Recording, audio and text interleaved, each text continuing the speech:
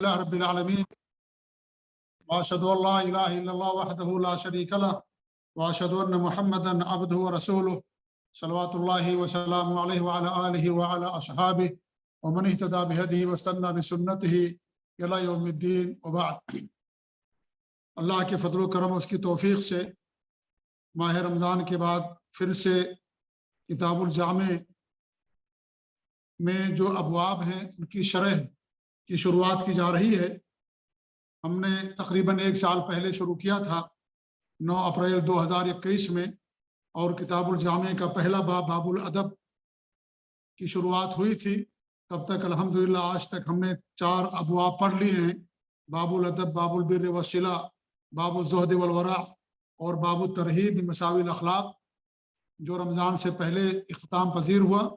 اور اب ایک نیا دورہ اور ایک نئے باب کی شروعات آج سے ہم کرنے جا رہے ہیں، وہ ہے باب الترغیب فی مکارم الاخلاق، جس میں مصنف رحمۃ اللہ علیہ نے تقریباً 18 سے 20 حدیثیں بیان کی ہیں مکارم اخلاق کی طرف ترغیب یا رغبت دلانے کا باب۔ اب تک آپ نے وہ باب پڑھا تھا جس میں برے اخلاق سے آپ کو منع کیا گیا تھا،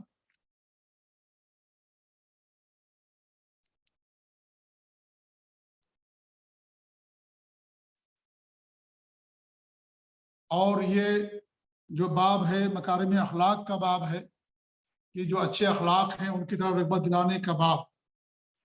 شیخ محترم چونکہ ہمارے تشریف لا چکے ہیں، اس لیے میں کچھ اور نہ کہتے ہوئے میں بڑے ادب اور احترام کے ساتھ شیخ کو دعوت دیتا ہوں کہ شیخ اپنے گفتگو کا آغاز فرمائیں۔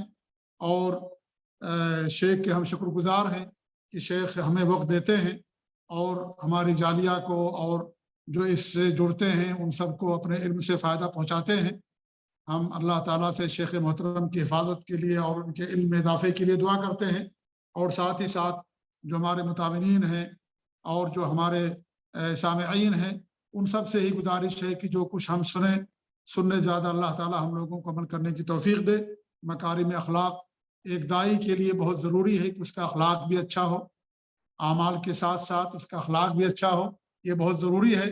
اسی لیے یہ باب شروع کیا گیا ہے، اور اسی امید کے ساتھ کہ اللہ تعالیٰ ہمارے اخلاق کی بھی کے اندر کہ ہماری اصلاح فرمائے گا، اور اس طریقے سے مکارم اخلاق اللہ تعالیٰ ہمیں اپنانے کی توفیق دے گا۔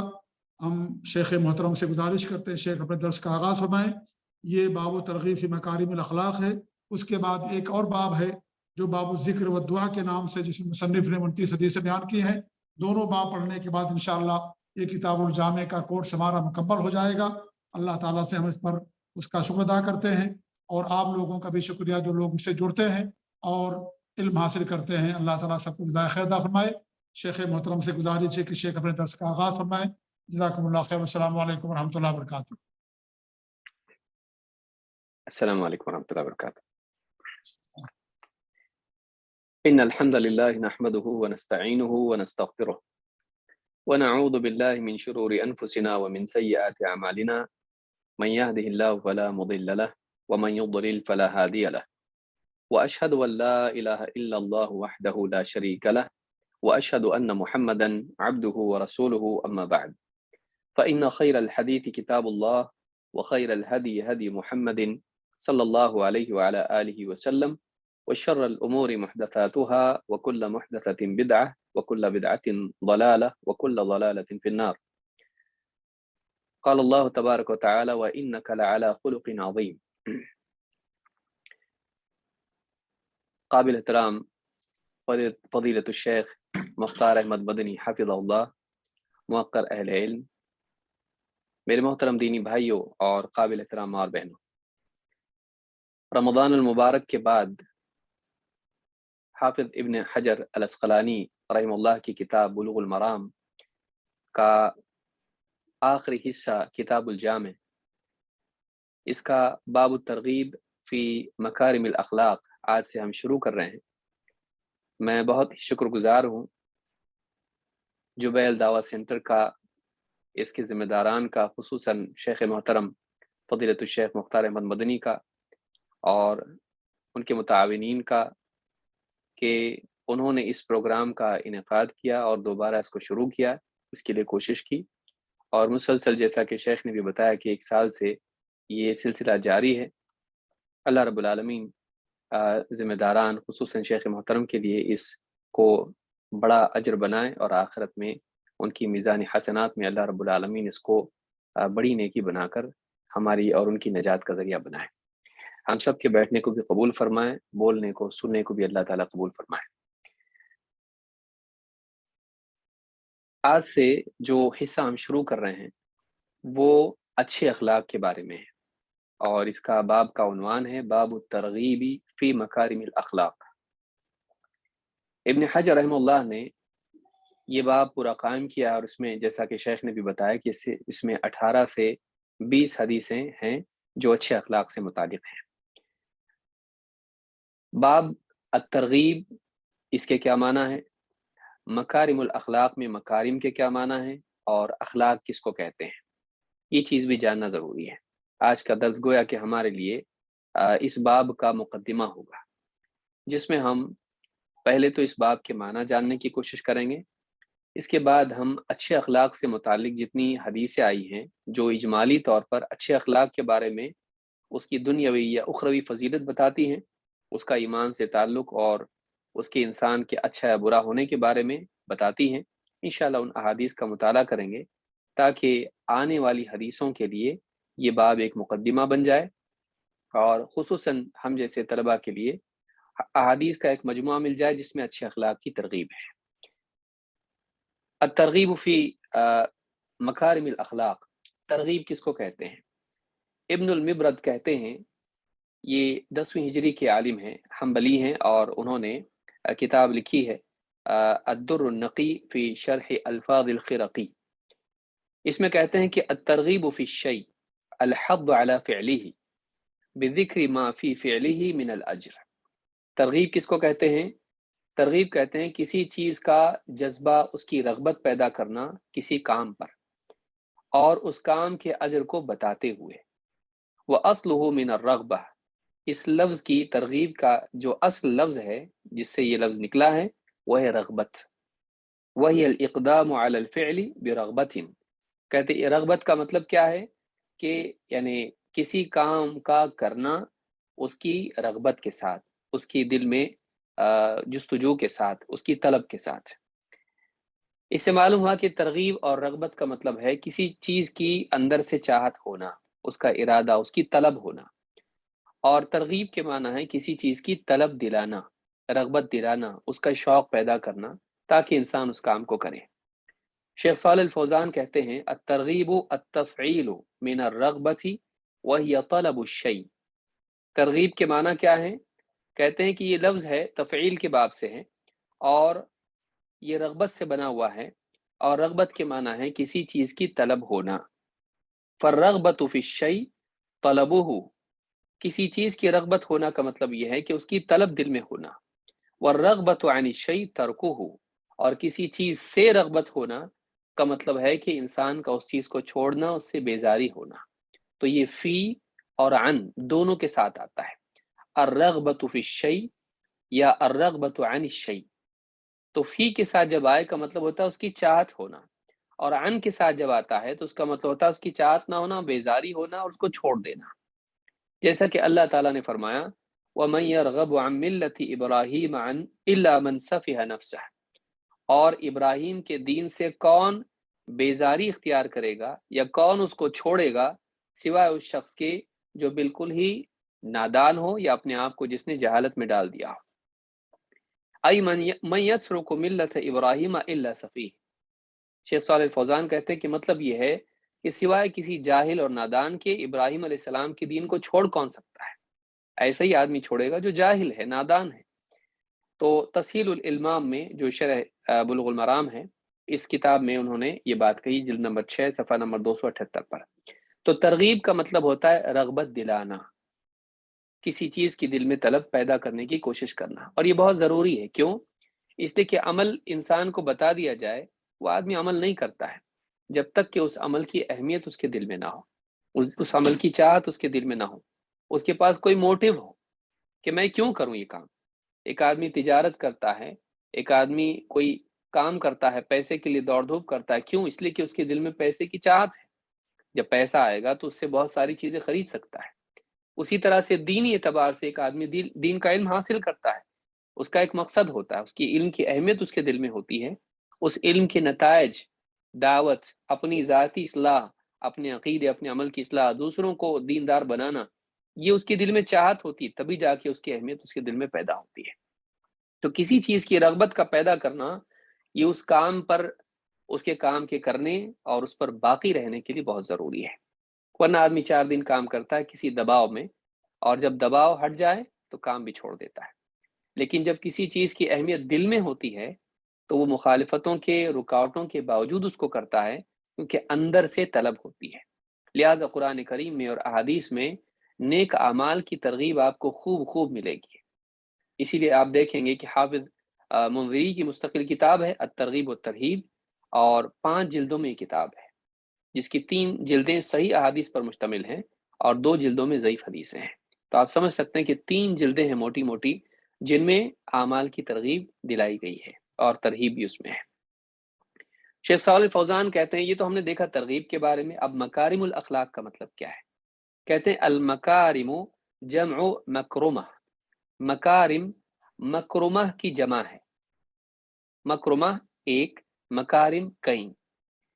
والشیء الکریم، اس کا مطلب کیا ہوتا ہے؟ ایک شرف والی چیز، ایک شرف والی چیز۔ هو الشیء النفیس الطیب، مکرمہ کس کو کہتے ہیں؟ ایک ایسی چیز جو نفیس ہو، طیب ہو، اچھی اور عمدہ چیز ہو، اعلیٰ چیز ہو، پاک چیز ہو، عمدہ ہو۔ والاخلاق جمع خلق، اور کہتے ہیں کہ اخلاق جمع ہے خلق کی، خلق ایک ہوتا ہے اور اخلاق اس کی جمع ہے۔ وهو ما تحلى به الانسان من الصفات الحمیدہ، اور اخلاق کا مطلب یہ ہے کہ انسان اچھی صفات سے مزین ہوتا ہے، اس کو اخلاق کہتے ہیں، خلق کہتے ہیں۔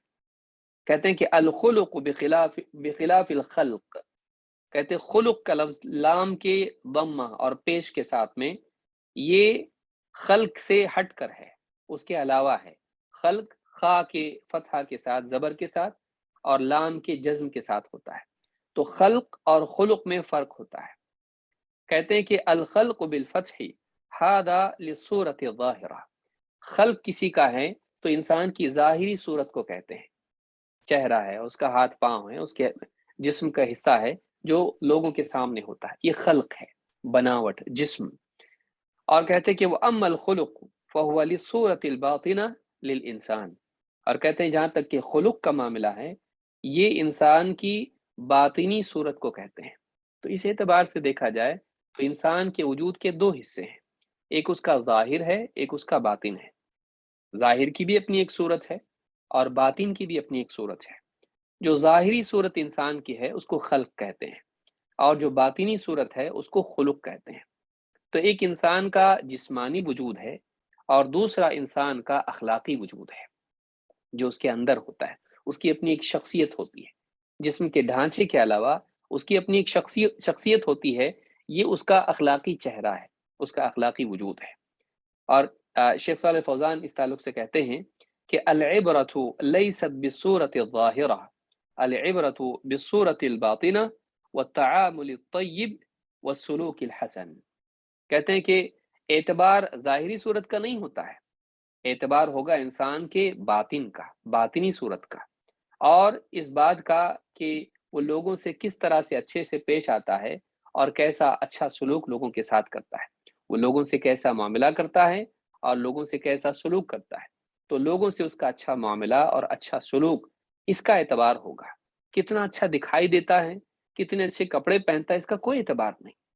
لہٰذا بہت سارے لوگ بہت خوبصورت ہوتے ہیں لیکن ان کا اخلاق برا ہوتا ہے، لہٰذا لوگوں کے دلوں میں ان کی تصویر بدصورتی ہوتی ہے، ان لوگوں کے دلوں میں ان کا جو عکس ہوتا ہے وہ بدصورت ہوتا ہے۔ اور ایک انسان صورت کے اعتبار سے خوبصورت نہیں ہوتا لیکن اس کے اخلاق اچھے ہوتے ہیں، لہٰذا لوگوں کے دلوں میں اس کی جو تصویر ہوتی ہے وہ اچھی ہوتی ہے۔ تو اصل اعتبار انسان کی باطنی صورت کا ہے اور اس کی ظاہری صورت کا نہیں۔ تو باطنی صورت انسان کے اچھے اخلاق سے بنتی ہے۔ تو یہاں پر یہ بات، بہت ہی عمدہ بات شیخ صالح الفوزان حفظہ اللہ نے کہی ہے، یہ ان کی کتاب تسہیل الالمام میں جلد نمبر 6 صفحہ نمبر 278 اور 279 پر ہے۔ یہاں سوال ہی پیدا ہوتا ہے کہ شیخ امام ابن حجر عسقلانی رحمہ اللہ نے پہلے ترغیب کا باب اور پھر ترغیب کا باب کیوں رکھا؟ پہلے برے اخلاق کے بارے میں بتایا اور پھر اچھے اخلاق کے بارے میں بتایا، ایسا کیوں؟ پہلے اچھی بات بتانا چاہیے، بعد میں بری بات۔ پہلے بری باتوں کے بارے میں بتایا کہ برے اخلاق یہ ہیں، ان سے بچو، پھر بتایا کہ اچھے اخلاق یہ ہیں، ان کا اہتمام کرو۔ یہ ترتیب کیوں؟ اس تعلق سے شیخ محمد ابن صالح ابن عثیمین رحم اللہ کہتے ہیں اردف هذا الباب بما قبلہ، انہوں نے پچھلے باب جو ترغیب کا ہے اس کے بعد اچھے اخلاق کی ترغیب کا باب رکھا، لأن الاولا تقدیم التخلیۃ عن التحلیہ، اس لیے کہ کہتے ہیں اس لیے کہ تخلیہ کو تحلیہ پر مقدم رکھنا چاہیے۔ یہاں سوال ہوتا ہے پیدا کہ تخلیہ کیا ہے خا کے ساتھ اور تحلیہ کیا ہے ہا کے ساتھ؟ تخلیہ کا مطلب ہوتا ہے خالی ہونا گندگی سے، اسی لیے ہم بیت الخلا کہتے ہیں، خالی ہونا، خالی جگہ ہوتی ہے وہاں پر خلا، تو آدمی اس سے اپنے لیے یعنی گندگی سے پاک ہوتا ہے، تو خلا جو ہے خالی جگہ کو کہتے ہیں۔ تو ایک کنایہ کی وجہ سے ہے کہ اس عمل کو بتانے کی بجائے اس جگہ کا نام لیا جاتا ہے، تو کہتے ہیں کہ تقدیم التخلیۃ علی التحلیہ، تحلیہ یعنی حلیہ سے، حلیہ کا معنی ہوتا ہے زیور، جس کو ہم کہیں گے تحلیہ کو کہیں گے مزین ہونا زیورات سے۔ خواتین آپ دیکھیں زیورات پہنتی اور زینت اختیار کرتی ہیں، جنت میں مرد بھی زیورات استعمال کریں گے، دنیا میں بھی محدود درجے میں چاندی کی انگوٹھی وغیرہ مرد پہنتے ہیں، تو زیور جو ہے زینت ہوتا ہے، اور تخلیہ جو ہے خالی ہونا، پاک ہونا گندگی سے، تو گندگی سے پاک ہونا مقدم ہے زیور یا زینت اختیار کرنے سے۔ ایک بچہ ہے مثال کے طور پر، اس کو وہ گندگی میں اٹا پٹا ہے اور باہر کھیل کود کر کے آیا ہے، کیچڑ لگا ہوا ہے اور بعض جگہ نجاست بھی لگی ہے، اب آپ کیا کریں گے؟ پہلے اس کو یعنی اچھے کپڑے پہنائیں گے یا اس کو پہلے نہلائیں گے دھلائیں گے؟ تو پہلے اس کو پاک کیا جائے گا گندگی سے، اس کے بعد اس کو زینت دی جائے گی۔ تو کہتے ہیں برے اخلاق سے پاک ہونا یہ زیادہ اہم ہے کیونکہ ہلاکت کا ذریعہ ہے، اور اس کے بعد ہوتا ہے کہ اچھے اخلاق سے انسان مزین ہو، اس لیے کہ برے اخلاق انسان کی ہلاکت کا ذریعہ ہے۔ تو کہتے ہیں کہ اردف هذا الباب بما قبله لأن الاولى تقدیم التخلیۃ عن التحلیہ، بمعنى ان ننظف المكان ثم نأتي بصفات الطیبہ فيتخلى الانسان اولا عن مساوی الاخلاق ثم بعد ذلك يتحلى بالمكارم حتى ترد المكارم على محل خال من مساوی الاخلاق۔ کہتے ہیں کہ اس اعتبار سے کہ ہم یعنی پہلے جگہ کو گندگی سے پاک کرتے ہیں، پھر اس کے بعد وہاں پر زینت کی اور یعنی مثلا عطر چھڑکنا ہے تو پہلے گندگی لگی ہوئی اس کے اوپر ہی آپ نجاست پڑی کسی جگہ میں پھر اس پر عطر ڈالیں گے؟ نہیں، آپ پہلے کیا کریں گے؟ اس کو آپ گندگی سے پاک کریں گے، پھر اس کے بعد میں اس کی جو ہے تزیین کا آپ کام کریں گے۔ اسی طرح سے کہتے ہیں کہ ضروری ہے کہ انسان پہلے برے اخلاق سے پاک ہو جائے، اس کے بعد وہ اچھے اخلاق اپنے اندر پیدا کرے، اس اعتبار سے کہ جب اچھے اخلاق اس پر آئیں تو وہ اس کا دل، اس کی زندگی، اس کا وجود برے اخلاق سے پاک ہو، ایسی جگہ پر وہ اچھے اخلاق آئیں جہاں برے اخلاق موجود نہیں ہیں۔ تو اس اعتبار سے فتح ذی الجلال والاکرام میں شیخ ابن عثیمین نے بات کہی ہے۔ تو اس سے معلوم ہوتا ہے کہ برے اخلاق سے پاک ہونا یہ زیادہ ضروری ہے، اس لیے کہ وہ ہلاکت ہے۔ اچھے اخلاق، کچھ چیزیں اچھی صفات انسان میں کم بھی اگر ہیں ہلاک نہیں ہو جائے گا، اس کے اندر اگر ایمان ہے، اعمال صالحہ ہیں اور اچھی صفات میں سے کچھ صفات کم بھی اس کے اندر، لیکن بری صفات ہلاک کرنے والی ہیں، لہٰذا بری صفات سے پاک ہونا یہ زیادہ ضروری ہے انسان کے لیے، اسی لیے ابن حجر نے اس کو پہلے بیان کیا۔ یہاں یہ بھی ایک نقطہ ہے کہ ترغیب اور ترہیب میں کس کو مقدم کیا جائے؟ کیا پہلے لوگوں کو نیک اعمال کی ترغیب دینا چاہیے، جنت کی ترغیب دینا چاہیے، پھر جہنم سے ڈرانا چاہیے، یا پہلے جہنم سے ڈرانا چاہیے اور جنت کی ترغیب دینا چاہیے؟ اللہ کی رحمت کو پہلے بیان کرنا چاہیے، عذاب کو بعد میں، یا پھر اللہ کے عذاب کو پہلے بیان کر کے پھر رحمت کو بیان کرنا چاہیے؟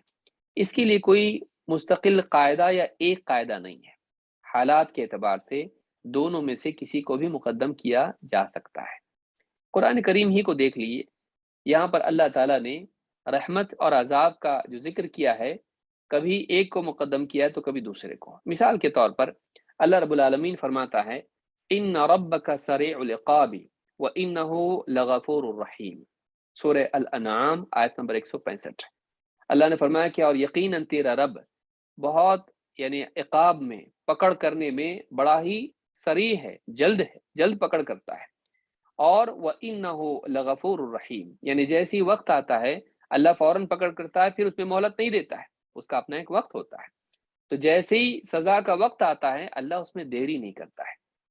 اور وَإِنَّهُ لَغَفُورٌ الرحیم، اور یہ بھی بات ہے کہ یقیناً اللہ تعالیٰ بڑا غفور ہے، مغفرت کرنے والا، رحم کرنے والا ہے۔ تو یہاں پر اللہ تعالیٰ نے پہلے سریع العقاب ذکر کیا، جلد سزا دینے والا، جلد مواخذہ پکڑ کرنے والا، اور پھر اس کے بعد میں اللہ تعالیٰ نے غفور الرحیم کو ذکر کیا۔ دوسری آیت آپ دیکھیں سورہ الرعد میں آیت نمبر 6 میں اللہ نے فرمایا وَإِنَّ رَبَّكَ لَذُو مَغْفِرَةٍ لِلنَّاسِ عَلَى ظُلْمِهِمْ وَإِنَّ رَبَّكَ لَشَدِيدُ الْعِقَابِ۔ یہاں بھی آپ دیکھیں کہ رحمت کا اور عقاب کا ذکر ہے، لیکن مقدم رحمت ہے۔ اللہ نے فرمایا وَإِنَّ رَبَّكَ لَذُو مَغْفِرَةٍ لِلنَّاسِ عَلَى ظُلْمِهِمْ، کہ تیرا رب لوگوں کے ظلم پر یعنی ان کے ساتھ مغفرت کا معاملہ کرنے والا ہے، بڑی مغفرت کرنے والا ہے لوگوں کے ظلم کے باوجود۔ وَإِنَّ رَبَّكَ لَشَدِيدُ الْعِقَابِ، اور تیرا رب عقاب کے اعتبار سے بڑا شدید ہے، سخت پکڑ کرنے والا ہے۔ تو یہاں پر اللہ نے ترغیب کو مقدم کیا، پچھلی آیت میں ترہیب کو، عذاب کو اور ڈراوے کو مقدم کیا۔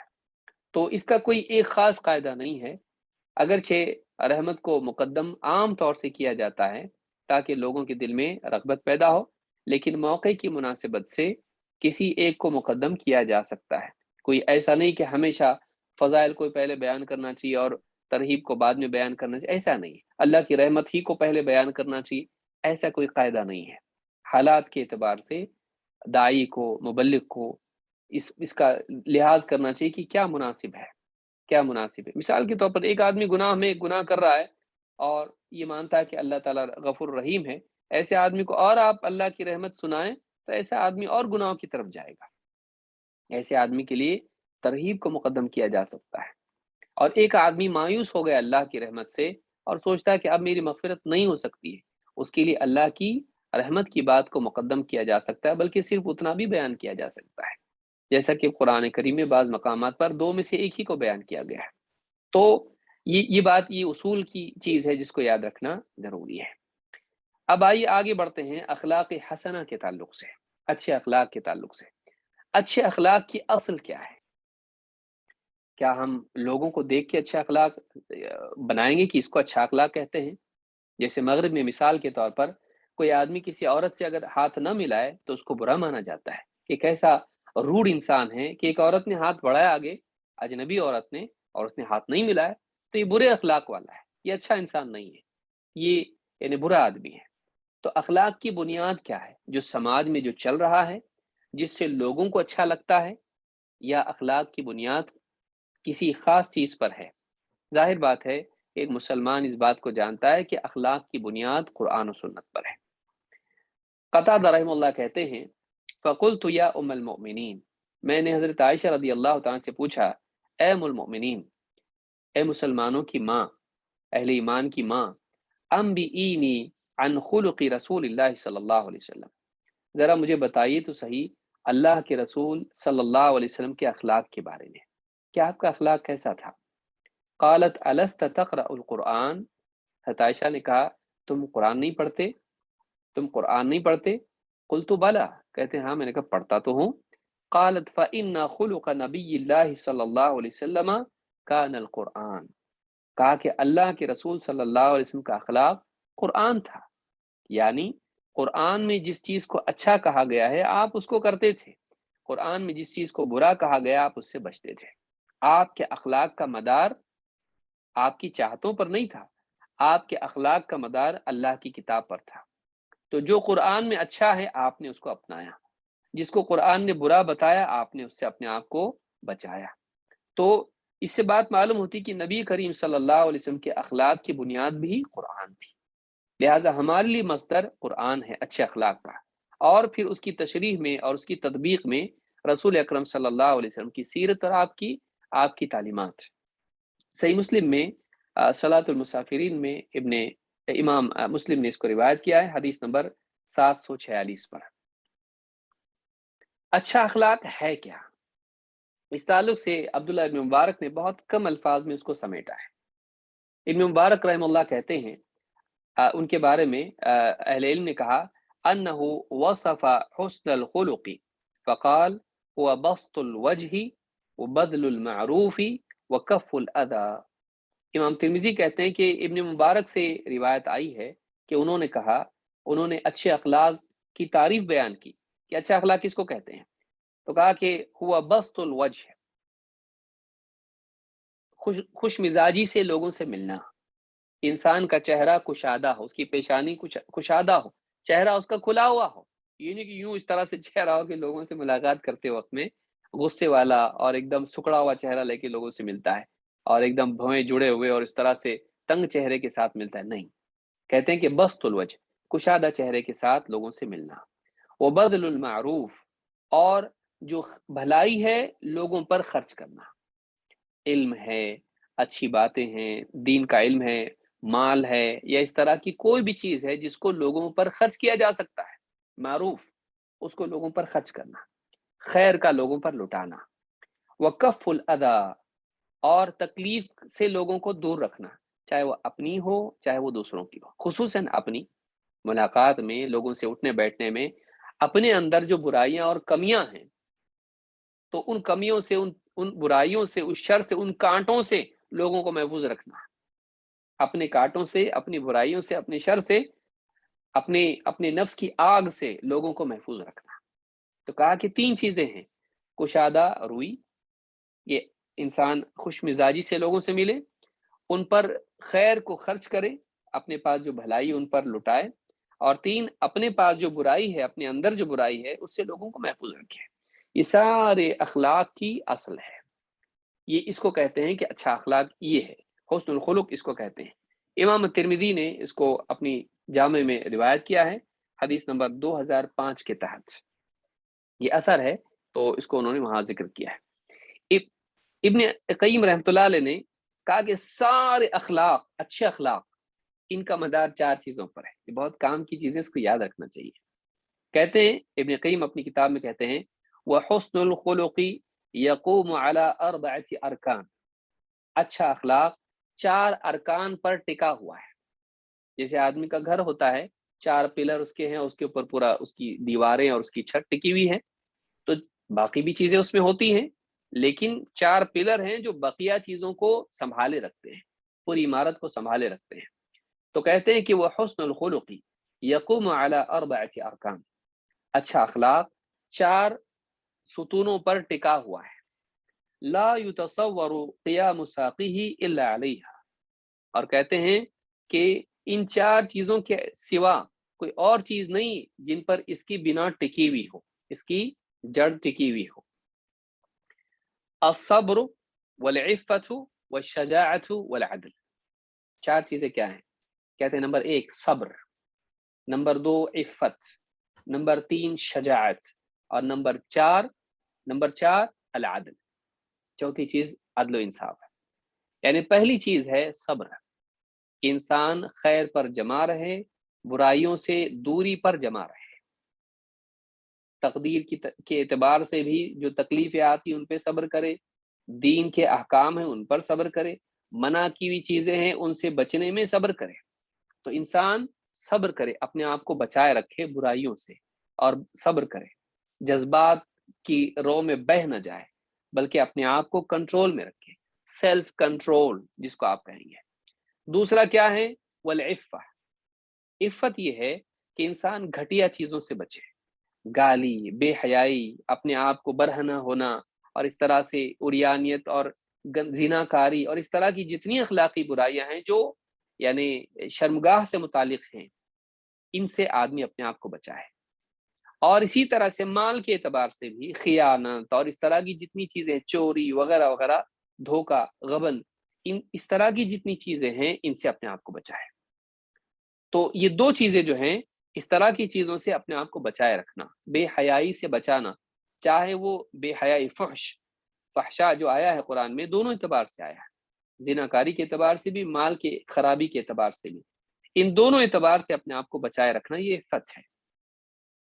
اور تیسرے شجاعت ہے، بہادری اسی سے سخاوت جنم لیتی ہے، تو بہادری انسان کے اندر ہو۔ اور چوتھے، انسان کے اندر عدل ہو کہ وہ لوگوں کے اوپر ظلم نہ کرے، اور عدل اس کو روکے رکھتا ہے افراط و تفرید سے، بیچ کے راستے پر جمائے رکھتا ہے، نہ وہ غلو کرتا ہے کہ نبی کو بڑھا کے آگے اتنا بڑھا دے کہ اللہ کے برابر کر دے، نہ وہ تفرید کرتا ہے، نہ وہ کوتاہی کرتا ہے کہ پھر نبی صلی اللہ علیہ وسلم کا درجہ نعوذ باللہ گھٹا کے عام انسانوں کی طرح آپ کو کر دے، اس اعتبار سے کہ ان کی نہیں مانے، ان کی بھی نہیں مانے، ایک ہی بات ہے، ہم صرف اللہ کی مانتے ہیں، جیسا کہ منکرین حدیث کرتے ہیں۔ تو افراط اور تفرید سے بچنا یہ عدل ہے، ساری خوبیاں اس کے ساتھ جڑی ہوئی ہیں، بدعات سے بچتے ہوئے اور آزادی سے بچتے ہوئے شریعت کے مطابق چلنا بھی اسی میں آتا ہے، عدل میں۔ تو عدل ایک توحید اس میں آتی ہے کہ اللہ رب العالمین کے ساتھ عدل کا معاملہ کرے، ظلم کا معاملہ نہیں کرے، اللہ کا حق کسی اور کو نہ دے۔ تو اگر غور کریں تفصیل سے ابن قیم نے اس کو سمجھایا بھی ہے، تو کہتے ہیں کہ 4 چیزیں ہیں جن سے اچھے اخلاق جنم لیتے ہیں، ان پر سارے اچھے اخلاق ٹکے ہوئے ہیں۔ اور صبر، عفت جس کو ہم اپنے الفاظ میں پاک دامنی کہتے ہیں، اپنے دامن کو پاک رکھنا، تو صبر، عفت، شجاعت بہادری، اور 4 عدل۔ کہتے وَمَنْشَأُ جَمِيعِ الْأَخْلَاقِ الْفَاضِلَةِ مِنْ هَذِهِ الْأَرْبَعِ، سارے اچھے اخلاق فاضلہ کا جنم انہی 4 چیزوں سے ہوتا ہے، سارے اچھے اخلاق انہی سے وجود میں آتے ہیں، گویا کہ یہ منبع ہیں، یہ یہاں سے سب نکلتے ہیں 4 چیزوں سے۔ مدارج السالکین میں جلد نمبر 2 صفحہ نمبر 294 پر ابن قیم رحمۃ اللہ علیہ نے بات کہی ہے، تو یہ بھی بات ہم کو معلوم ہوئی۔ آئیے دیکھتے ہیں اچھے اخلاق کی فضیلت کیا ہے۔ ہمارے دعات مبلغین اور طلباء کے لیے خاص طور سے یہ چیزیں ایک ساتھ جمع، سارے اخلاق، کیونکہ ابن حجر نے 2 سے 3 حدیثیں اچھے اخلاق کی فضیلت میں بیان کی ہے، میں ان کو چھوڑ کے حدیثیں بیان کر رہا ہوں، جب وہ ان کا موقع آئے گا تو انشاءاللہ ہم اس کو بھی دیکھیں گے، لیکن یہ وہ احادیث ہیں جو اچھے اخلاق کی فضیلت میں ہیں، اور انہی کو ہم آج انشاءاللہ سمجھنے کی کوشش کریں گے، کیونکہ وقت ہمارے پاس ہے، اس لیے ہم تفصیل سے بھی احادیث کا مطالعہ کر سکتے ہیں۔ پہلی چیز کہ اچھا اخلاق کی فضیلت کیا ہے؟ اللہ کو پسند ہے، اچھا اخلاق اللہ تعالیٰ کو پسند ہے، اس کی فضیلت میں اتنا ہی کافی ہے۔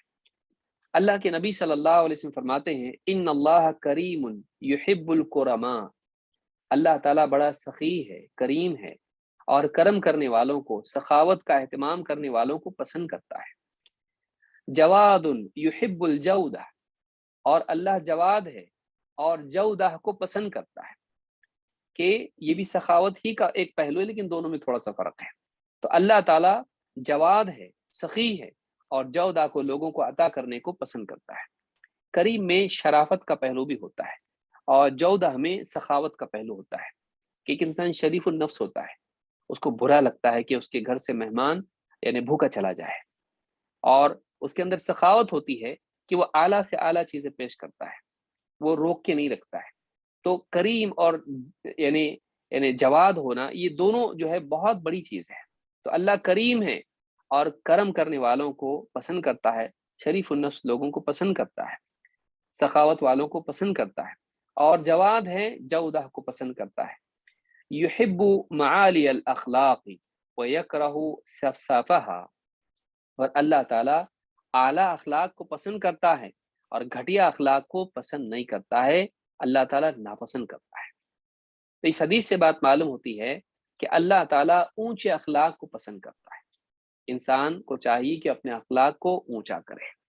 سماج جو لین دین اور اینٹ کا جواب پتھر سے اور ایسا تو ویسا، اس اخلاق کے ساتھ انسان زندگی نہ گزارے، بلکہ انسان اعلیٰ اخلاق کے ساتھ زندگی گزارے، اس کا معیار اونچا ہو، وہ اللہ رب العالمین کی پسند کے مطابق اپنے آپ کو بنائے، نہ کہ وہ دیکھے کہ سماج کس دھارے پر بہہ رہا ہے، تو اس کو چاہیے کہ سماج کی سطح سے اوپر اٹھ کر زندگی گزارے، اپنے مخالفین کی سطح سے اونچا اٹھ کر وہ اپنے اصولوں کی روشنی میں زندگی گزارے، نہ کہ حالات کو دیکھ کر۔ ابن عساکر نے اس کو روایت کیا ہے، اور صحیح الجامع الصغیر میں حدیث نمبر 1800 پر یہ روایت موجود ہے اور حدیث صحیح ہے۔ اچھے اخلاق والے لوگ اللہ تعالیٰ کے نزدیک محبوب ترین لوگ ہیں۔ اللہ کے نبی صلی اللہ علیہ وسلم فرماتے ہیں، احب عباد اللہ الی اللہ احسنہم خلقا، اللہ کے نزدیک سب سے محبوب بندے وہ ہیں جو اخلاق میں سب سے اچھے ہوں۔ امام الطبرانی نے اس کو روایت کیا ہے، اور صحیح الجامع صغیر میں حدیث نمبر 179 پر یہ حدیث موجود ہے، حدیث صحیح ہے۔ اسی طرح سے اللہ کے نبی صلی اللہ علیہ وسلم کو بھی اچھے اخلاق والے پسند ہیں۔ اللہ کو پسند تو آپ کو بھی پسند ہوں گے۔ آپ نے فرمایا، ان من احبکم الی واقربکم منی مجلسا یوم القیامت احاسنکم اخلاقا۔ دو باتیں کہیں یہاں پر، کہا کہ تم سب میں مجھے سب سے زیادہ پیارے، مجھے سب سے زیادہ محبوب، اور قیامت کے دن مجلس کے اعتبار سے مجھ سے سب سے زیادہ قریب وہ لوگ ہوں گے جو تم میں سب سے زیادہ اچھے اخلاق والے ہوں۔ یعنی جس کا اخلاق اچھا تھا، اللہ کے نبی صلی اللہ علیہ وسلم کے نزدیک وہ انسان محبوب تو ہے، قیامت کے دن وہ اتنا قریب ہوگا جتنا اخلاق اچھا ہو۔ یعنی اس انسان کو جو اچھے اخلاق والا ہے، اللہ کے نبی صلی اللہ علیہ وسلم کی قربت نصیب ہوگی۔ جس درجے کا اعلیٰ اخلاق ہوگا، اتنا زیادہ وہ آپ صلی اللہ علیہ وسلم سے قریب ہوگا۔ امام الترمذی نے اس کو روایت کیا ہے، اور صحیح الجامع صغیر حدیث نمبر 2201 پر شیخ الالبانی کہتے ہیں کہ حدیث حسن درجے کی ہے۔ خود اللہ کے نبی صلی اللہ علیہ وسلم کے اخلاق کی اللہ تعالیٰ نے تعریف کی ہے۔ اللہ تعالیٰ نے فرمایا، وَإِنَّكَ لَعَلَىٰ خُلُقٍ عَظِيمٍ، اے نبی یقیناً آپ اخلاق عظیمہ پر فائز ہوں۔ آپ کے اخلاق بہت عظیم ہیں، یعنی عظمت والے اخلاق آپ کے ہیں، آپ کے اخلاق بہت اونچے ہیں۔ تو سورہ قلم میں اللہ تعالیٰ نے آیت نمبر 4 میں بات کہی ہے۔ تو معلوم ہے کہ نبی کریم صلی اللہ علیہ وسلم کی شخصیت کو جب لوگوں کے سامنے اللہ نے پیش کیا نبی اور رسول کے طور پر، تو اللہ رب العالمین نے آپ کے اخلاق کا بھی تذکرہ کیا۔ معلوم ہوا کہ اچھا اخلاق نبوت کے لوازمات میں سے ہے۔ اسی طرح سے اچھا داعی اچھے اخلاق والا ہوتا ہے، اچھا مسلمان اچھے اخلاق والا ہوتا ہے۔ تو اللہ نے فرمایا کہ وَإِنَّكَ لَعَلَىٰ خُلُقٍ عَظِيمٍ، اے نبی آپ اخلاق عظیمہ پر ہو، آپ اونچے اخلاق پر ہو، اس پر زندگی گزار رہے ہیں۔ حضرت انس ابن مالک رضی اللہ تعالیٰ عنہ فرماتے ہیں، کان رسول اللہ صلی اللہ علیہ وسلم احسن الناس خلقا، آپ کے خادم ہیں، 9 سال تک اللہ کے رسول صلی اللہ علیہ وسلم کی خدمت کی ہے۔ ایسا انسان تو زیادہ پہچانتا ہے جو جتنا قریب ہوتا ہے۔ کہا کان رسول اللہ صلی اللہ علیہ وسلم احسن الناس خلقا، حضرت انس صرف اللہ کے نبی صلی اللہ علیہ وسلم سے نہیں ملے، اور بھی لوگوں کے ساتھ ان کا ربط و ضبط تھا۔ کہا کہ سارے لوگوں میں سب سے اچھے اخلاق والے اللہ کے نبی صلی اللہ علیہ وسلم تھے۔ ایک قریبی انسان جب دوسروں پر ترجیح دے کسی انسان کو، یہ اس انسان کے اچھا ہونے کی بہت بڑی علامت ہے۔ تو کہا کہ اللہ کے رسول صلی اللہ علیہ وسلم تمام لوگوں میں سب سے اچھا اخلاق والے تھے۔ امام البخاری نے کتاب الادب میں، یعنی صحیح بخاری میں کتاب الادب میں حدیث نمبر 6203 پر، اور امام مسلم نے کتاب الفضائل میں حدیث نمبر 2310 پر اس روایت کو ذکر کیا ہے۔ تو اس سے معلوم ہوتا ہے کہ خود اللہ کے نبی صلی اللہ علیہ وسلم بھی بہت ہی اعلیٰ اخلاق والے تھے، اچھے اخلاق والے تھے۔ بلکہ اللہ کے نبی صلی اللہ علیہ وسلم کی بعثت اور آپ کی نبوت، آپ کے بھیجے جانے کے مقاصد میں ایک مقصد یہ بھی تھا کہ آپ سماج میں اچھے اخلاق کو قائم کریں اور لوگوں کو بتائیں کہ واقعی اچھا اخلاق کیا ہے، اور جو کمیاں رہ گئی تھی سماج کے اندر، ان کمیوں کو دور کر کے انہیں اچھے اخلاق کی تعلیمات دیں، اور اخلاق میں کامل لوگوں کو بنانے کی کوشش کریں کہ کمال درجے میں اچھے اخلاق کو لوگوں کے سامنے پیش بھی کریں اور رائج بھی کریں، اور اپنے عمل کے ذریعے سے لوگوں کو دکھائیں بھی۔ اسی لیے آپ نے فرمایا، انما بعثت لاتمم صالح الاخلاق، میں اسی لیے بھیجا گیا ہوں کہ میں اچھے اخلاق کو کامل کروں، صالح اخلاق کو میں کامل طور پر قول اور عمل کے ذریعے رائج کروں۔ اس کی تکمیل کرو۔ ابن سعد نے اس کو روایت کیا، اسی طرح سے امام البخاری نے اپنی ایک دوسری کتاب الادب المفرد میں اس کو روایت کیا ہے، اسی طرح سے امام حاکم اور امام البیہقی نے شعب الایمان میں اس کو روایت کیا ہے۔ صحیح الجامع الصغیر حدیث نمبر 2349 2349 حدیث نمبر یہ ہے، اور یہ حدیث صحیح ہے۔ اس سے معلوم ہوتا ہے کہ اچھے اخلاق کی اتنی زیادہ اہمیت ہے کہ اللہ کے رسول صلی اللہ علیہ وسلم کی نبوت اور رسالت کے مقاصد میں سے تھا کہ لوگوں کو کامل اخلاق کیا ہیں، اچھے اخلاق کامل درجے میں لوگوں کے سامنے بتائے جائیں اور اس کو سکھایا جائے۔ اسی طرح سے اچھے اخلاق کا تعلق انسان کے ایمان سے بھی ہے۔ ایمان نجات کے لیے ضروری ہے، لیکن ایمان کا تعلق اچھے اخلاق سے ہے۔ اللہ کے رسول صلی اللہ علیہ وسلم فرماتے ہیں اکمل المؤمنین ایمانا احسنہم خلقا، ایمان والوں میں کامل ایمان والے وہ ہیں جو اخلاق میں بھی اچھے ہوں۔ جتنا انسان کا ایمان کامل ہوگا اتنا اس کا اخلاق اچھا ہوگا، اور بالعکس جتنے اچھے اخلاق انسان کے ہیں یقیناً اس کے ایمان میں بھی اس سے کمال پیدا ہوگا۔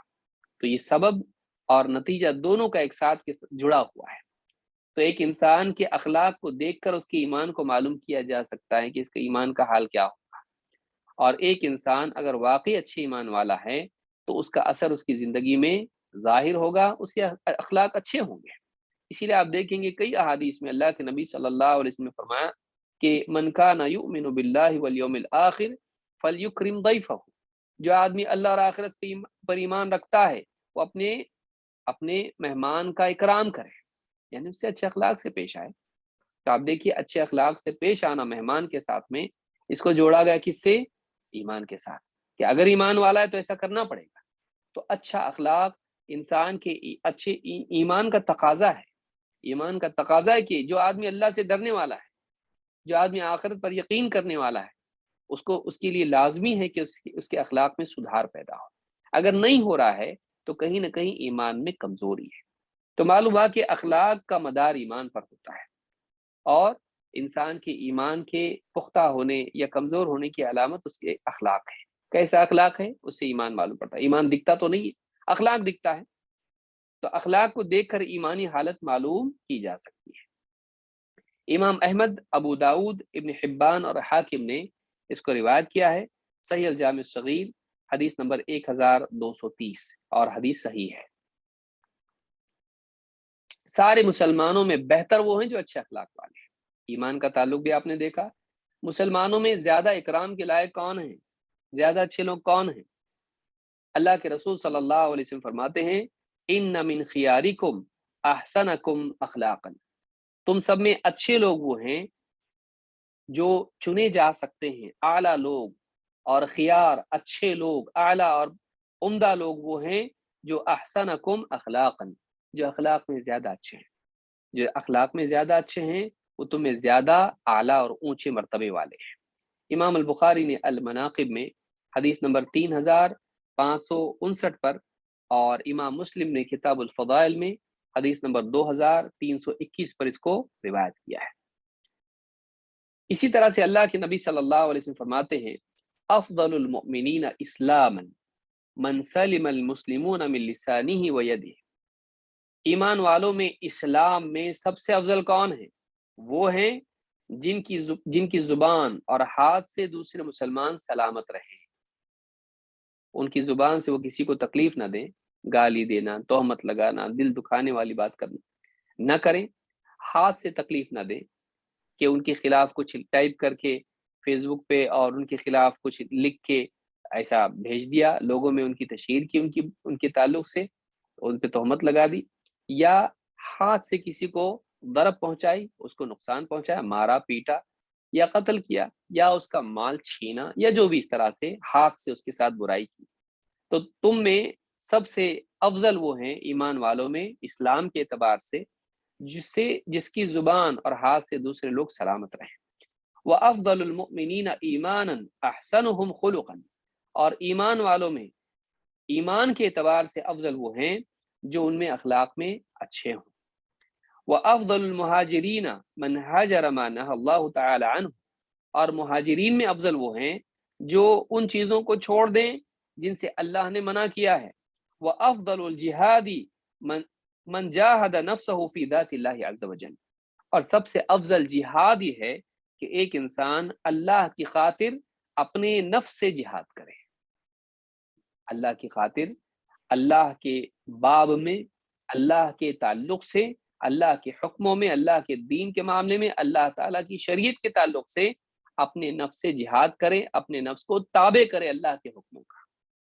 سب سے افضل جہاد یہ ہے.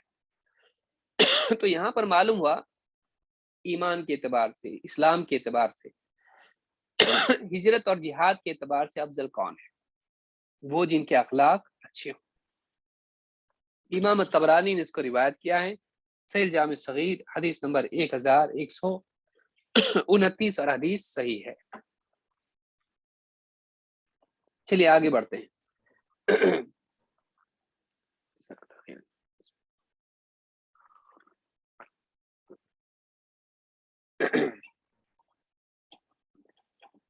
سب سے بڑی نیکی اچھا اخلاق ہے.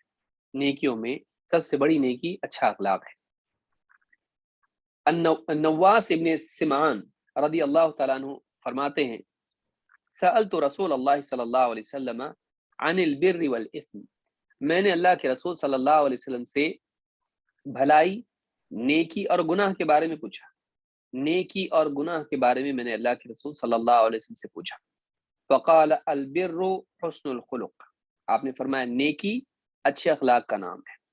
نیکی اچھا اخلاق ہے. والاثم ما حاک فی صدرک.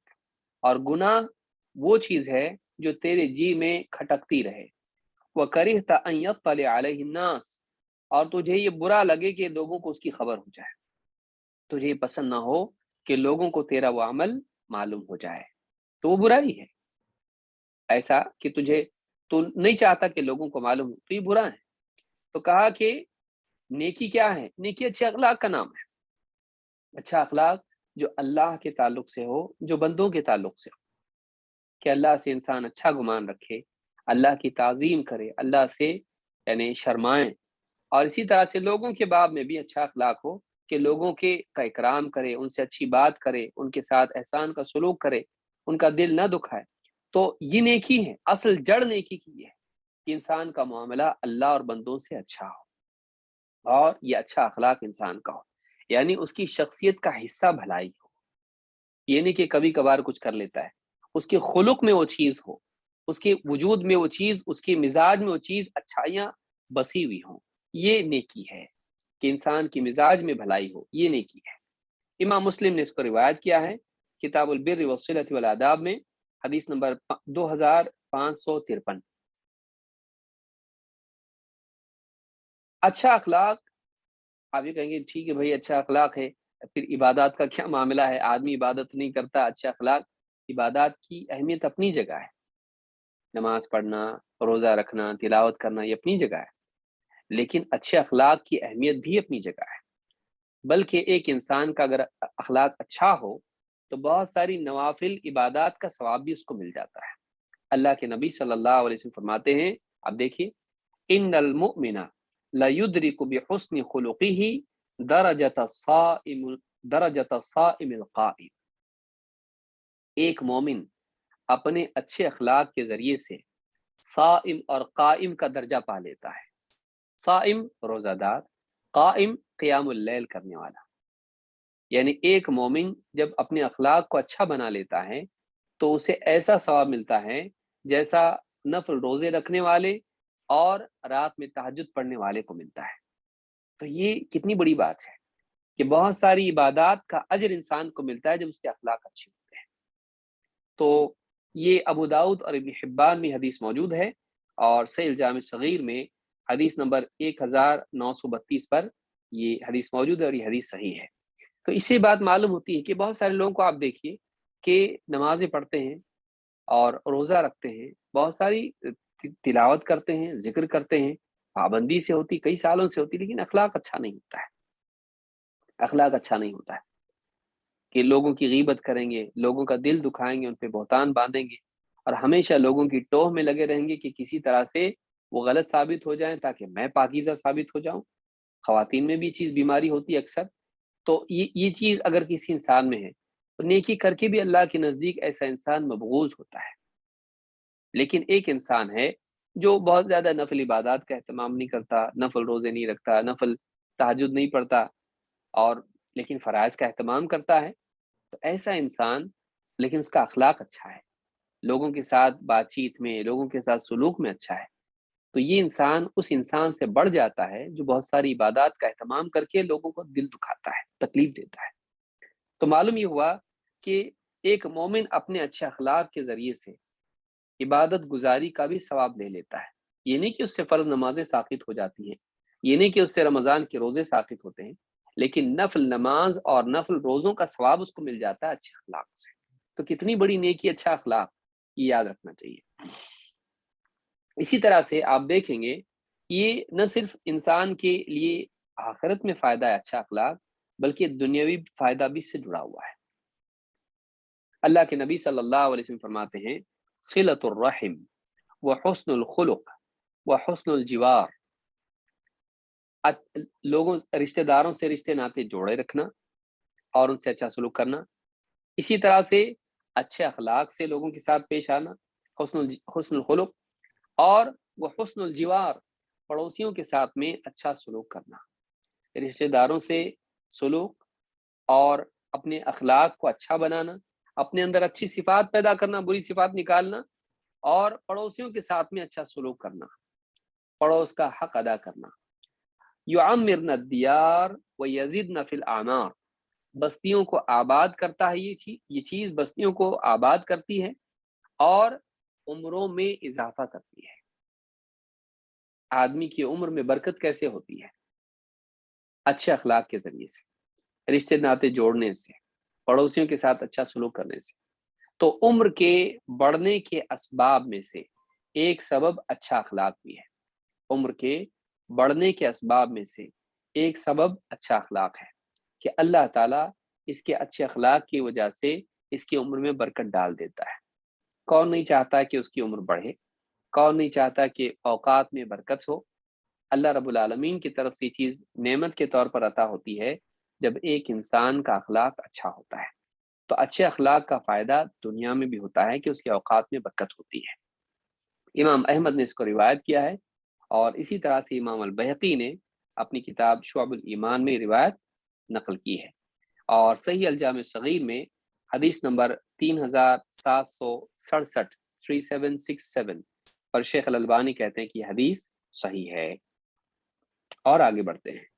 یہ ساری احادیث ہیں اچھے اخلاق کے تعلق سے، کام آئیں گی. اچھا اخلاق جنت میں اونچے مقام کا، نہ صرف دنیا میں عزت ملتی ہے، نہ صرف دنیا میں عمر بڑھتی ہے، نہ صرف دنیا میں انسان اچھا ثابت ہوتا ہے، لوگوں کا دل جیتتا ہے، بلکہ اسی کے ساتھ ساتھ جنت میں بھی اونچے مقام کا سبب ہے اچھا اخلاق. آئیے دیکھتے ہیں کہاں ہے. اللہ کے رسول صلی اللہ علیہ وسلم فرماتے ہیں انا زعیم ببیت فی ربض الجنت لمن ترک المراء وان کان محقا، میں جنت کے کنارے، اطراف کا حصہ ہوتا ہے اس کو ربض کہتے ہیں، کہ میں جنت کے کنارے کنارے گھر دلانے کا ذمہ لیتا اس انسان کے لیے، لمن ترک المراء وان کان محقا، اس انسان کے لیے جو جھگڑا چھوڑ دے، بحث چھوڑ دے یا جھگڑا چھوڑ دے، چاہے وہ حق پر ہو. آپس میں جو جھگڑا ہے اس کی بات صحیح ہے، یہ زمین میری ہے، یا فلاں موبائل افضل ہے، یا یہ کپڑا زیادہ اچھا ہے، یا کوئی اور بات ہو سکتی ہے. تو اگر وہ اس کی بات صحیح بھی ہو لیکن جھگڑا بڑھانے کی بجائے جھگڑا ختم کر دے، اگر کوئی ایسا انسان ہے سمجھدار، تو کہا کہ ایسے انسان کے لیے میں جنت کے کنارے گھر کی ذمہ داری لیتا ہوں، اس کو وعدہ کرتا ہوں کہ اس کو ملے گا. میں نہیں دوں گا، اللہ تعالیٰ سے دلاؤں گا، میں ذمہ لیتا ہوں کہ اس کو یہ ملے گا. وَبِبَيْتٍ فِي وَسَطِ الْجَنَّةِ لِمَنْ تَرَكَ الْكَذِبَ وَإِنْ كَانَ مَازِحًا، اور جنت کے بیچوں بیچ گھر کا ذمہ لیتا ہوں ایسے انسان کے لیے جو جھوٹ چھوڑ دے، چاہے مذاق ہی میں کیوں نہ ہو. یعنی بالکل جھوٹ نہیں بولتا ہو، مذاق میں بھی جھوٹ نہیں بولتا، مذاق میں بھی جھوٹ نہیں بولتا. بہت سارے لوگ ہوتے ہیں मजाक में झूठ बोल देते हैं, जोक बना बना के बताते हैं कुछ भी, या फिर किसी को डराने के हिसाब से हंसी करने के लिए, देखो सांप आ गया, देखो तुम्हारे ऊपर बिच्छू है, इस तरह की बातें करते हैं, तुम्हारे पीछे देखो मकड़ी है। तो लोगों को इस तरह से झूठ बोल के और सब हंसते हैं। तो ये जो चीज है, कहा कि मैं जन्नत के बीचों बीच घर की जमानत देता हूँ, जिम्मा लेता हूँ उस इंसान के लिए जो झूठ छोड़े, चाहे मजाक ही में क्यों ना हो। वबिबैतिन फी अअलल जन्नति लिमन हस्सन खुलुकहु। तीसरी चीज क्या है, कहा कि जन्नत के ऊंचे मकाम पर, जन्नत में आला मकाम पर घर का जिम्मा लेता हूं उस इंसान के लिए जो अपने अखलाक को अच्छा बनाए। जन्नत के किनारे घर, जो क्या करे, झगड़ा छोड़े। झगड़ा छोड़ना छोड़ दिया, झगड़ा खुद तो कुछ कर नहीं रहा, छोड़ दिया उसको, झगड़ा छोड़ दिया जन्नत के किनारे। झूठ छोड़ दिया, झूठ छोड़ दिया जन्नत के बीचों बीच घर, और अपने अखलाक को अच्छा बनाया, अच्छी सिफात अपने अंदर पैदा की, आला अखलाक पैदा की, तो आला अखलाक वाला आला मकाम पर रहने के लायक है। क्योंकि उसने अपने अखलाक को ऊंचा किया, लिहाजा अल्लाह ने भी उसको ऊंचा मकाम दिया। जन्नत में ऊंचे मकाम पर उसको जन्नत मकाम मिलेगा, घर मिलेगा। ये वादा अल्लाह के रसूल सल्लल्लाहु अलैहि वसल्लम ने किया है। इमाम अबू दाऊद ने इस हदीस को रिवायत किया है, सही अल जामी सगीर हदीस नंबर 1464, और हदीस हसन है। और आगे बढ़ते हैं। क़यामत के दिन अच्छा अखलाक तराजू में भारी होगा। अल्लाह के नबी सल्लल्लाहु अलैहि वसल्लम के सहाबी हैं अनस रदी अल्लाह तआला अन्हु, कहते हैं लक़िया रसूलुल्लाह सल्लल्लाहु अलैहि वसल्लम अबा दर, अल्लाह के रसूल सल्लल्लाहु अलैहि वसल्लम की हज़रत अबू ज़र रदी अल्लाह तआला अन्हु से मुलाकात हुई। फ़क़ाल या अबा ज़र अला अदुल्लुका अला ख़स्लतैन हुमा अख़फ़्फ़ु अला ज़हरी व अथक़लु फ़िल मीज़ानी मिन ग़ैरिहिमा। कहा कि ए अबू दर, क्या मैं तुम्हें दो खसलतों की तरफ रहनुमाई न करूं? क्या मैं दो खसलतें तुम्हें न बताऊं, दो सिफात तुम्हें न बताऊं? हुमा अख़फ़्फ़ु अला ज़हरी, जिनका बोझ इंसान पर ज्यादा नहीं है, इंसान के पीठ पर उनका बोझ ज्यादा नहीं है। व अथक़लु फ़िल मीज़ानी मिन ग़ैरिहिमा, लेकिन इनके अलावा जो आमाल और सिफात हैं उनके मुकाबले में ये अल्लाह की मीज़ान में, अल्लाह की तराजू में क़यामत के दिन के एतबार से ज्यादा वजनी है। इनका बहुत वजनी नेकियां हैं। ये दो सिफात हैं, क्या है वो? क़ाल बला या रसूल अल्लाह, कहा कि अल्लाह के रसूल जरूर बयान कीजिए, बताइए। क़ाल अलैका बिहुस्निल खुलुक़ि व तूलिस सम्ति, आपने फरमाया कि हुस्नुल खुलुक़, खबरदार एहतिमाम करते रहो। किस चीज का? बिहुस्निल खुलुक़, अच्छे अखलाक का एहतिमाम करो। व तूलिस सम्त, और ज्यादा चुप रहने का एहतमाम करो, ज्यादा चुप रहने का एहतमाम करो, कि अपने अखलाक को अच्छा बनाओ और कम गोयाई इख्तियार करो, कम गोई इख्तियार करो, कम बोलो, क्योंकि बोलने में सारी मुसीबत है।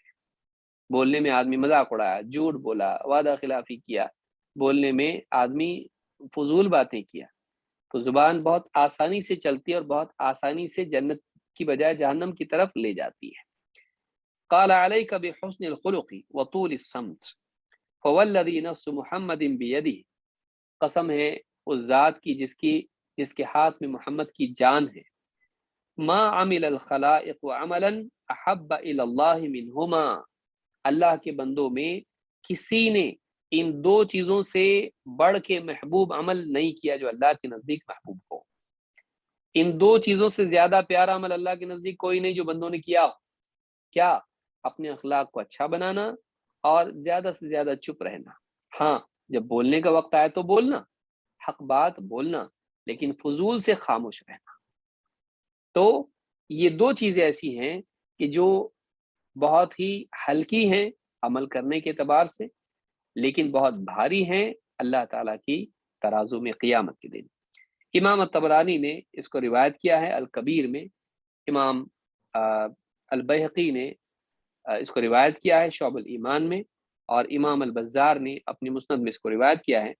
इसी तरह से शेख अल अलबानी ने इसको अस्सहीहा में कहा है कि हदीस हसन दर्जे की है, और हदीस नंबर है 1938, अस्सहीहा में यह हदीस मौजूद है।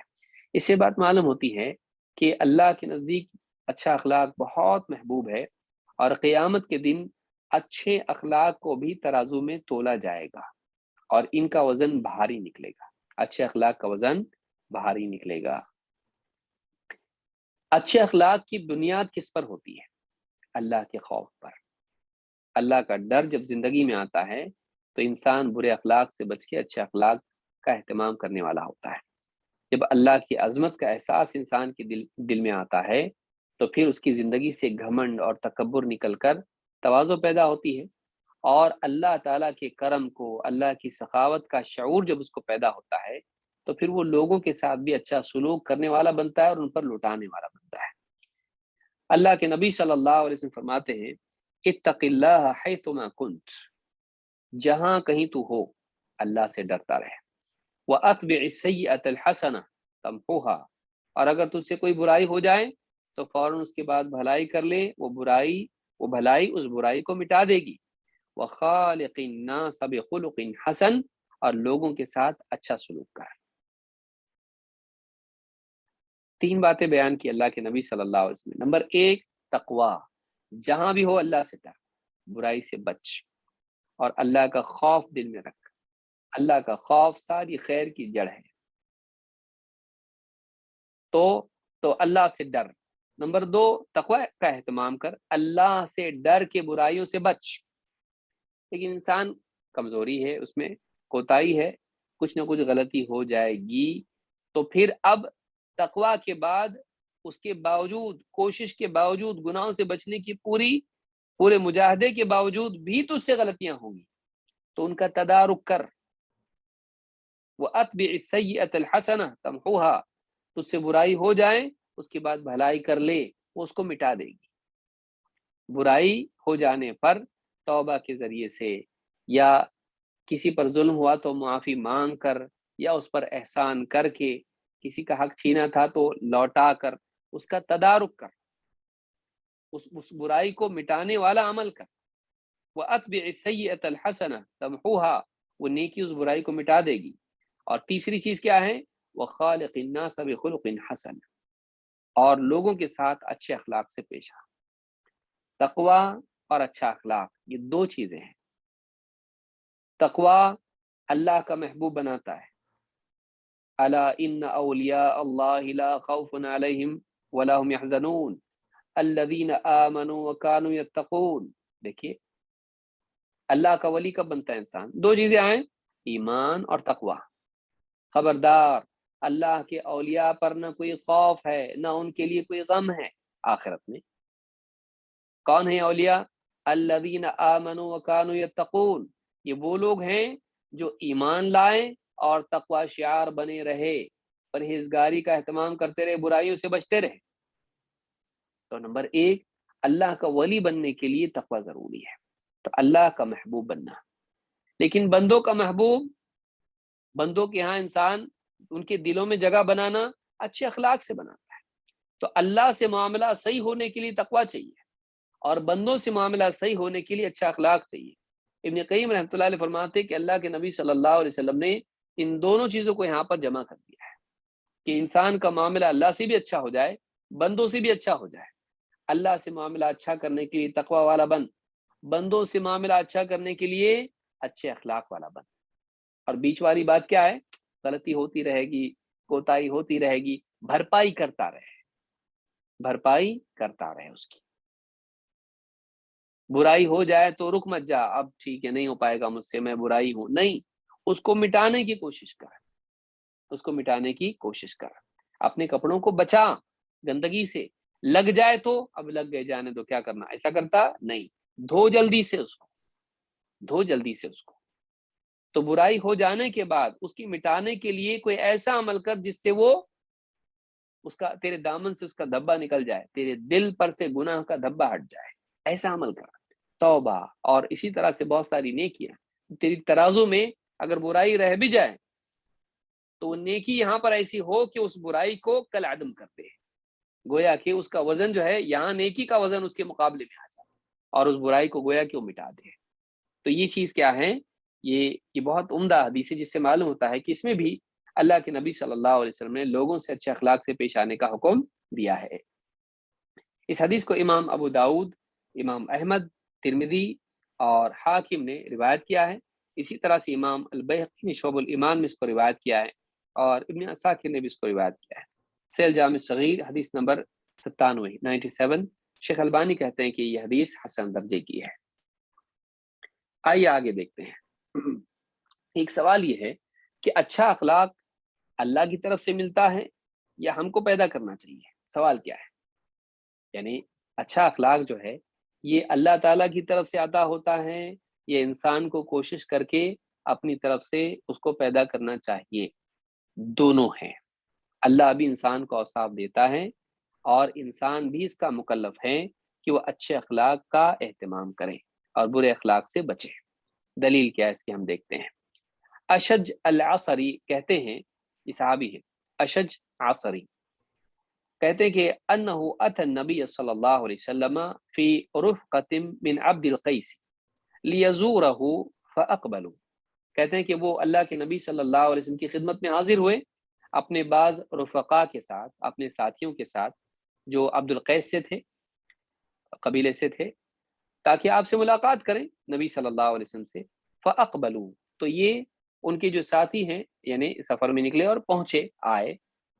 فلما قدموا رفع لهم النبی صلی اللہ علیہ وسلم فاناخوا رکابهم، جب وہ آئے تو اللہ کے نبی صلی اللہ علیہ وسلم نے ان کے لیے اپنا پردہ ہٹایا، یا آپ نے ان کے لیے آپ ان کے سامنے پیش ہوئے، آئے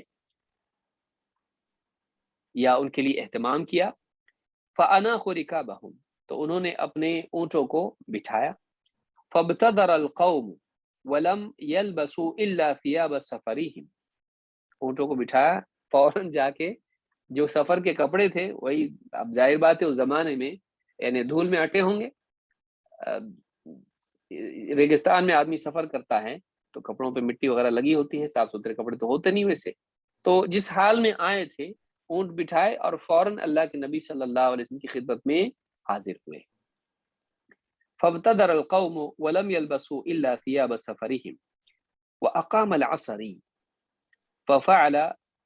فعقل رکائب اصحابہ وبعیرہ، لیکن حضرت اشج عصری جو ہے وہ آگے نہیں گئے بلکہ وہ رکے رہے، اور انہوں نے کیا کیا، اپنے اور اپنے ساتھیوں کے جو اونٹ ہیں ان کو انہوں نے چھوڑ کے چلے گئے اللہ کے رسول صلی اللہ علیہ وسلم کے پاس، تو انہوں نے ان کے بھی اونٹ باندھے اور اپنے بھی اونٹ کو کیا کیا، باندھا، کھونٹے سے باندھا تاکہ بھاگ نہ جائے کہیں۔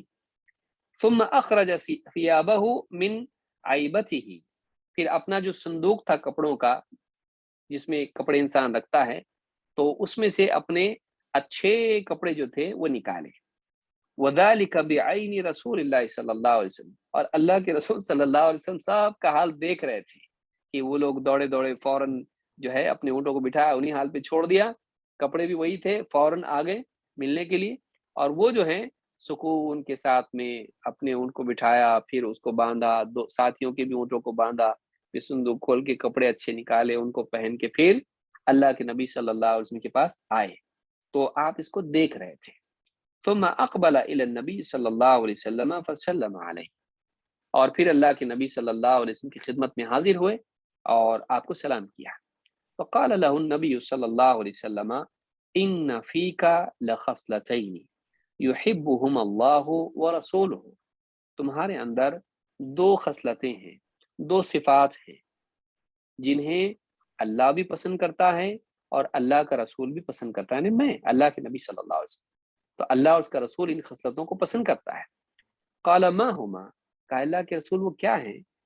قال الانات والحلم، وہ دو صفات کیا ہیں؟ الانات، ترتیب سے بالکل یعنی ڈسپلن کے ساتھ کسی کام کو کرنا، جلد بازی نہیں بلکہ سکون و وقار کے ساتھ کسی کام کو کرنا، اس کو کہتے ہیں الانات۔ اور الحلم، سمجھداری، سوجھ بوجھ، اسی لیے حدیث میں آیا ہے کہ لیلنی منکم اولو الاحلام والنہا، صف میں نماز میں امام سے مجھ سے قریب وہ لوگ رہیں جو اولو الاحلام والنہا، تو یعنی حلم جو ہے یہ عقل کے لیے بھی استعمال ہوتا ہے، تو یہاں پر اسی لیے شیخ محمد ابن علی الاثیوبی انہوں نے کہا کہ وَأَمَّا الْحِلْمُ فَهُوَ الْعَقْلُ، یہاں پر حلم سے مراد کیا ہے؟ عقل ہے، عقل ہے۔ تو کہتے ہیں کہ تمہارے اندر دو خصلتیں ہیں، کہا وہ کیا ہیں؟ تو کہا کہ وہ ہے الانات، سکون و وقار کے ساتھ کام کو کرنا، جلدی اور گڑبڑاہٹ کے ساتھ نہیں کرنا، اور دو سمجھداری سے کرنا۔ انہوں نے سوچا دیکھو نبی سے ملاقات کے لیے جا رہے ہیں اور بہت صاف ستھرا ہو کے جانا چاہیے، اور دیکھو یہ اونٹ چھوڑ کے چلے گئے میرے ساتھ ہی، بھاگ جائیں گے اونٹ تو کیسا ہوگا، تو انہوں نے اونٹوں کو بھی باندھ، سوجھ بوجھ کے ساتھ، سمجھداری کے ساتھ اور سکون کے ساتھ۔ سوجھ بوجھ اور سکون یہ دو چیزیں ہیں اور جڑی ہوئی ہیں دونوں چیزیں۔ تو کہا کہ تمہارے اندر یہ دو چیزیں ہیں۔ قال، اب دیکھیے سوال کیا پوچھا انہوں نے، یہ خود ان کی سوجھ بوجھ کی علامت ہے۔ قال شیء جبلت علیہ او شیء اتخلقہ، کہ اللہ کے رسول یہ جو دو چیزیں ہیں یہ میری جبلت میں تھیں، اللہ نے ان پر مجھ کو پیدا کیا، یا میں نے اپنے اندر یہ پیدا کی ہیں صفات، میں نے کوشش سے ان کو حاصل کیا ہے، کیا ہے یہ؟ قال لا بل جبلت علیہ، کہا نہیں بلکہ یہ تمہارے اندر اللہ کی طرف سے تمہاری جبلت میں ڈالی گئی ہے، تمہارے نیچر میں یہ چیز ڈالی گئی ہے۔ قال الحمدللہ، تو کہا الحمدللہ، تمام تعریف اللہ کے لیے، اللہ نے ڈالا تو ہم کس کی کریں گے؟ اللہ کی کریں گے۔ کہا الحمدللہ، دیکھیے یہ بھی سمجھا کہ اللہ نے جب یہ نعمت عطا کی ہے تو اللہ کی حمد کرنی چاہیے۔ تو ابن حبان نے اس کو روایت کیا ہے، اور التعلیقات الحسان میں حدیث نمبر 7159 پر شیخ الالبانی نے اس کو ذکر کیا ہے۔ ایک طریق میں ہے، انہوں نے کہا الحمدللہ الذی جبلنی علی خلقین احبہم اللہ، کا تمام تعریف اللہ کے لیے ہے جس نے مجھے ایسے اخلاق عطا کیے، ایسی دو صفتیں عطا کی جنہیں اللہ پسند کرتا ہے۔ تو یعنی مجھ کو کوشش بھی کرنا نہیں پڑی، اللہ نے میری فطرت میں ان چیزوں کو ڈال دیا اور اللہ ان کو پسند بھی کرتا ہے، تو کتنی اچھی بات ہے، تمام تعریف اللہ کے لیے ہے۔ تو اس کو امام البخاری نے اپنی کتاب الادب المفرد میں روایت کیا ہے، اور حدیث نمبر 584، حدیث صحیح ہے۔ تو اس سے معلوم ہوتا ہے کہ ایک بات تو یہ معلوم ہوئی کہ اخلاق میں سے بعض اخلاق ایسے ہوتے ہیں کہ اللہ تعالیٰ بعض بندوں میں ڈال دیتا ہے، پیدائشی ذہین ہوتے ہیں، پیدائشی صبر والے ہوتے ہیں، پیدائشی محنت کرنے کا مزاج ہوتا ہے، پیدائشی فرما بردار ہوتے ہیں، پیدائشی لوگوں سے اچھی بات کرنے والے ہوتے ہیں، تو صفات اللہ کی طرف سے بھی ملتی ہیں۔ تو یہ چیز اس حدیث سے معلوم ہوئی۔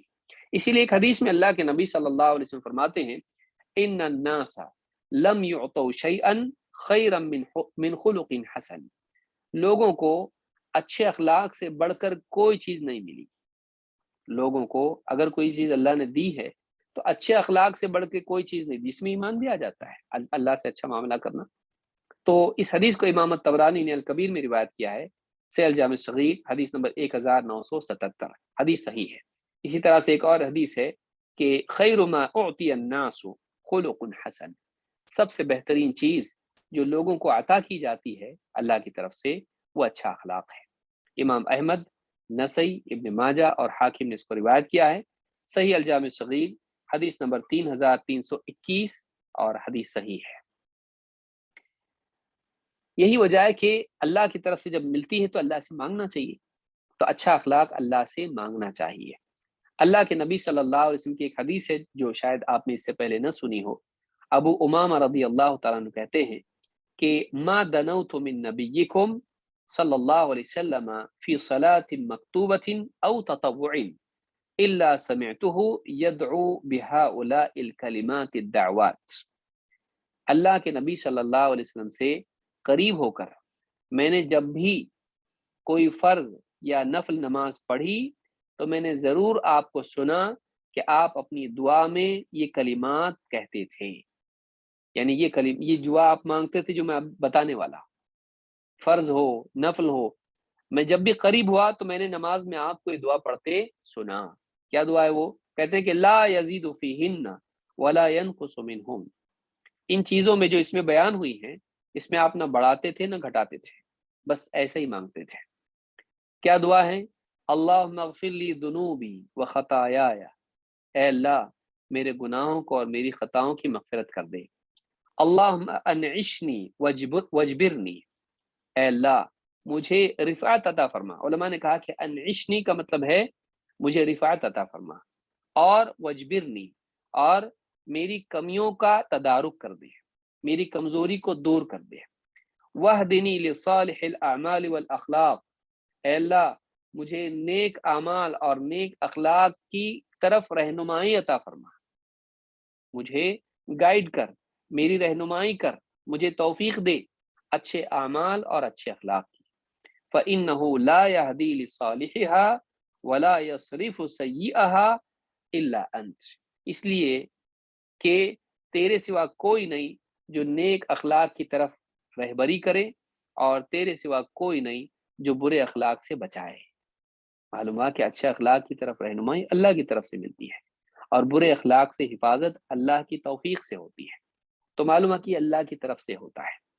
اس حدیث سے بات معلوم ہوتی ہے. اس لیے اللہ سے ہم کو اچھے اخلاق کی بھی دعا کرنی چاہیے. یہ نہیں کہ میں نے دیکھو اپنے آپ کو پرسنالٹی ڈیولپمنٹ میں کتنا زبردست بنایا، نہیں، اللہ کی توفیق کے بغیر آدمی اچھا نہیں بن سکتا ہے. وہ عقل جس سے تو نے سوچا مجھ کو اچھا بننا چاہیے، وہ کس نے دی؟ اللہ نے دی. امام الطبرانی نے اس کو روایت کیا ہے، اور سیل جامع صغیر میں حدیث نمبر 1266 پر شیخ البانی کہتے ہیں یہ حدیث حسن درجے کی ہے. لیکن اس کا یہ مطلب نہیں کہ آدمی کا پھر جب اخلاق اللہ کی طرف سے ملتے تو ہم کیا کریں، ہماری کوشش نہ کریں. معاذ بن جبل رضی اللہ تعالیٰ کہتے ہیں ان رسول اللہ صلی اللہ علیہ وسلم بعثہ الی قوم، اللہ کے رسول صلی اللہ علیہ وسلم نے انہیں کسی قوم کی طرف بھیجا، کسی علاقے میں کچھ لوگوں کی طرف بھیجا. فقال یا رسول اللہ اوصینی، کہا کہ اللہ کے رسول مجھے وصیت کیجیے، کچھ نصیحت کیجیے، تاکید کیجیے کچھ خاص باتوں کی. قال افش السلام وابذل الطعام، کہا کہ سلام کو عام کرو اور لوگوں کو کھانا کھلانے میں سخاوت برتو.